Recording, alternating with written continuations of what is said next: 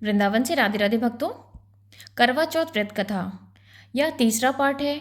4 कहानियों में से मैं 3 कहानियाँ आपको अपने पहले की वीडियो में बता चुकी हूँ। आज मैं चौथी और आखिरी कहानी बताऊँगी सीधे किताब से। इस तरह की यह बुक है। इस बुक में यहाँ करवा चौथ का बैना, पूजन और बधाइयों बताया गया है। तो आइए जानते हैं। इस दिन व्रत करके पटरे पर जल का लोटा भरकर रख लें। फिर बैना रखने के लिए खांड या मिट्टी का करवा लें। ढक्कन में चीनी भर लें। उस पर 1 रुपया रख दें। रोली, चावल, गुड़ आदि से श्री गणेश का पूजन करें। इससे पहले करवे पर रोली से सतिया बनाएं, 13 बिंदियाँ लगाएं और फिर 13 गेहूं के दाने हाथ में लेकर कहानी सुनने के बाद करवे पर हाथ फेर कर अपनी सासू जी के पैरों में पड़कर वह करवा उनको दे दें। इसके बाद 13 दाने गेहूं के और पानी का लोटा अलग रख लें। रात्रि को जब चंद्रमा निकल आए तो अर्घ्य को देकर बाद में भोजन करें। यदि बहन या पुत्री कहीं दूर बाहर रहती है तो करवा, गेहूं, चीनी सहित 1 रुपया नगद देकर उनके पास पहुंचा दें।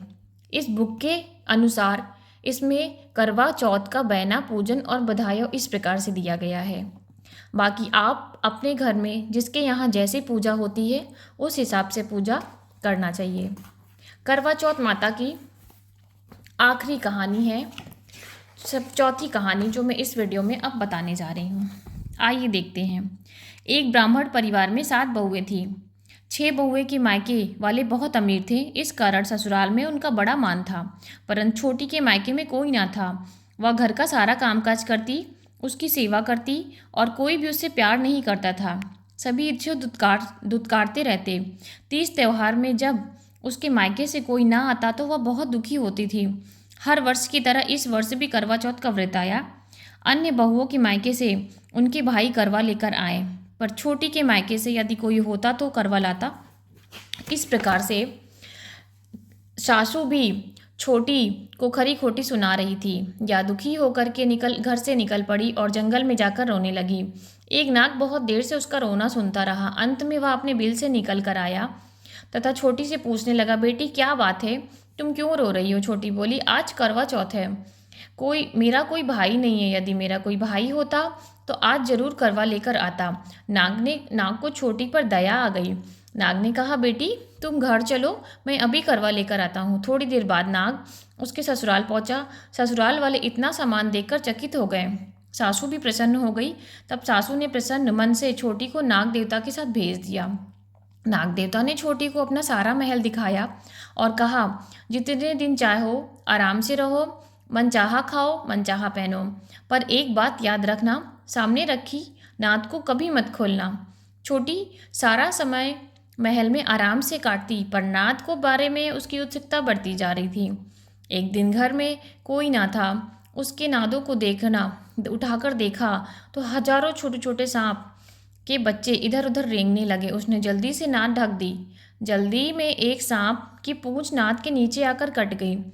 शाम को नाग के आने पर छोटी ने अपनी गलती स्वीकार कर ली। नाग ने उसे क्षमा कर दिया। अब छोटी के ससुराल में उसकी बड़ी इज्जत होने लगी। जिस सांप की पूंछ कटी थी उसे सब बांडा कहकर तंग करते। एक दिन उसने अपनी माँ से पूछा कि मेरी पूंछ कैसे कटी? माँ ने कहा कि छोटी के नाद उठाने की जल्दी में ही तुम्हारी पूंछ कटी है। तो वह बालों में बोला कि मैं छोटी से बदला लूँगा। माँ ने बहुत समझाने के पर भी वह एक दिन चुपचाप छोटी के घर जा पहुँचा। घर जाकर छुपा और मौका पाकर उसे काटने की सोचने लगा। वह छोटी और उसकी सासू किसी बात पर बहस हो रही थी। छोटी कसम खाकर कह रही थी कि मैंने ऐसा नहीं किया। वह कह रही थी कि मुझे बांडा भैया से प्यारा कोई नहीं है, उन्हीं की कसम खाकर कहती हूँ, मैंने ऐसा नहीं किया। बांडा ने जब सुना तो सोचने लगा कि जो मुझसे इतना प्यार करती है मैं उसे ही काटने आया हूँ। वह चुपचाप चला गया। माँ ने पूछा, ले आया बहन से बदला? वह कहने लगा, माँ बहन से कैसा बदला? तभी से बांडा भाई और छोटी बहन हुए। भाई प्रतिवर्ष चौथे के दिन करवा लेकर जाता और बहन बड़े प्यार से करवा चौथ का व्रत करती। इस प्रकार से यह करवा